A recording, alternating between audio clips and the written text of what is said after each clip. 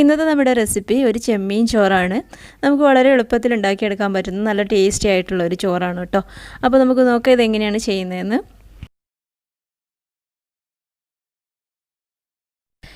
നമുക്ക് ചെമ്മീൻ ചോറ് റെഡിയാക്കി എടുക്കാൻ വേണ്ടിയിട്ട് ഇതുപോലുള്ളൊരു പാൻ എടുത്തിട്ട് അതിലേക്ക് കുറച്ച് വെളിച്ചെണ്ണ ഒഴിച്ചു കൊടുക്കാം.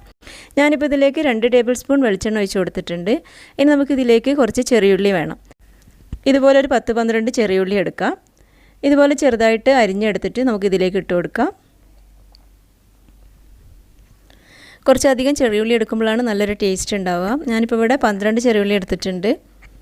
ഇത് നന്നായിട്ടൊന്ന് വഴറ്റിയെടുക്കാം. ഇതൊന്ന് ട്രാൻസ്പെറൻ്റ് ആയി വരുന്നവരെ ഇതൊന്ന് വഴറ്റിയെടുക്കാം.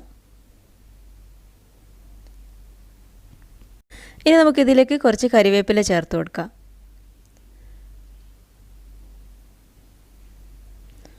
ഇനി ഇതിലേക്ക് 1/2 ടീസ്പൂൺ മഞ്ഞൾപ്പൊടി ചേർക്കാം. 1 table spoon Kashmiri chilli powder ചേർത്ത് കൊടുക്കാം. നമ്മൾ സാധാ ചില്ലി പൗഡറാണ് ചേർക്കുന്നതെന്നുണ്ടെങ്കിൽ 1/4 ടേബിൾ സ്പൂണൊക്കെ ചേർത്താൽ മതി കേട്ടോ. ഓഫ് ഫ്ലെയിം ആക്കി വെച്ചിട്ട് പൊടികളൊക്കെ ചേർക്കുക, അല്ലെങ്കിൽ പൊടി പെട്ടെന്ന് കരിഞ്ഞു പോകും. അല്ലെങ്കിൽ നമ്മൾ ഫ്ലെയിം ഓഫ് ചെയ്തിട്ടിട്ട് പൊടികളൊക്കെ ചേർക്കാം. ഇത് നന്നായിട്ടൊന്ന് ഇതിൻ്റെ പച്ചമണമൊക്കെ പോകുന്നവരെ ഇതൊന്നിങ്ങനെ വഴറ്റി കൊടുക്കാം.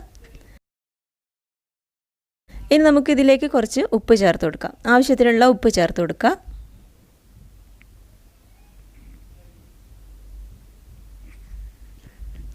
ഇനി നമുക്കിതിലേക്ക് ചെമ്മീൻ ചേർത്ത് കൊടുക്കാം.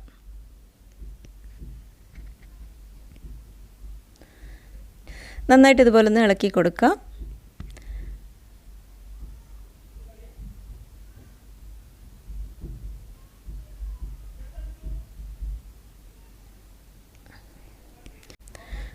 ഇനി നമുക്കിതിലേക്ക് 1/4 കപ്പ് വെള്ളം ഒഴിച്ച് കൊടുക്കാം.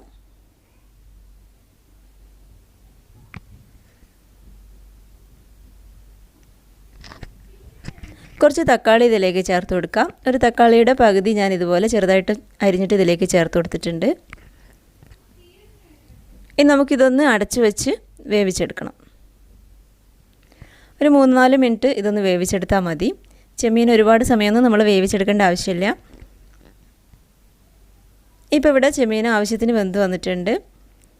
ഇനി നമുക്കിതിലേക്ക് ചോറിട്ട് കൊടുക്കാം. ഞാനിപ്പോൾ ഇവിടെ മട്ടരിയുടെ ചോറാണ് ഇട്ട് കൊടുക്കുന്നത്. നമ്മളെ കയ്യിൽ ഏത് ചോറാണ് ഉള്ളതെന്ന് വെച്ചിട്ടുണ്ടെങ്കിൽ അത് നമുക്ക് ഇട്ട് കൊടുക്കാം.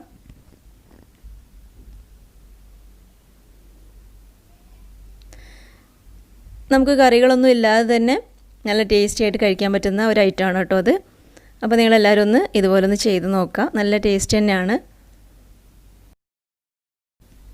ഇനി ഈ ചോറൊന്ന് നന്നായിട്ടൊന്ന് ഇളക്കി യോജിപ്പിക്കാം.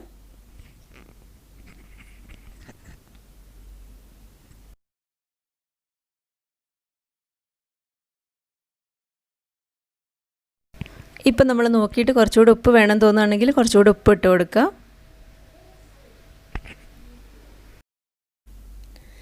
ഇപ്പം നമ്മുടെ ടേസ്റ്റി ആയിട്ടുള്ള ചെമ്മീൻ ചോറ് ഇവിടെ റെഡി ആയിട്ടുണ്ട്. അപ്പോൾ നിങ്ങൾക്ക് വീഡിയോ ഇഷ്ടമായെങ്കിൽ ലൈക്ക് ചെയ്യാനും ഷെയർ ചെയ്യാനും സബ്സ്ക്രൈബ് ചെയ്യാനും മറക്കരുത് കേട്ടോ. താങ്ക്